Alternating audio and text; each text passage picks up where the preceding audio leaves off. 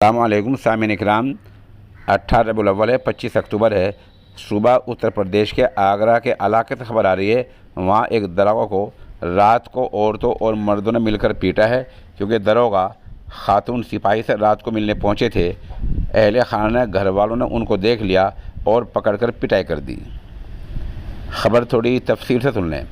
آگرہ میں ایک داروغہ کو خاتون سپاہی سے ملنے کے لیے اس کے گھر جانا مہنگا پڑ گیا ہے۔ خاتون سپاہی کے گھر والوں نے داروغہ کو پکڑ لیا اور اس کی پٹائی کر دی۔ تصویر میں آپ دیکھ سکتے ہیں کس طرح ایک خاتون داروغہ کو پکڑ کر باہر سڑک پر لے جا رہی ہے۔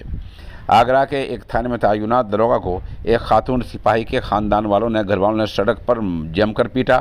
داروغہ خاتون سپاہی کے گھر آیا تھا، تبھی اسے گھر والوں نے پکڑ لیا، اس کی پٹائی کر دی۔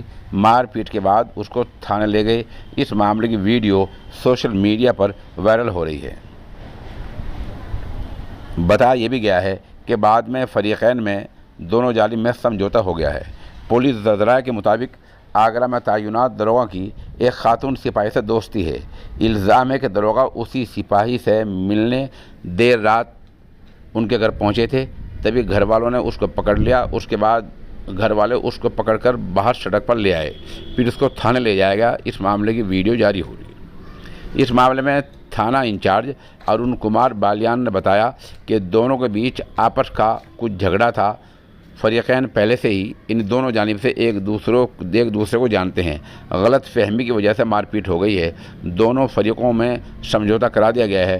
ادھر اس معاملے میں خاتون سپاہی کی طرف سے کوئی بیان نہیں آیا ہے۔ سوال یہ ہے کہ اس طرح کے غیر اخلاقی کام پر سمجھوتہ کیوں کرایا جاتا ہے؟ اس داروغہ کو آخر آگے سزا کیوں نہیں دی جا رہی ہے؟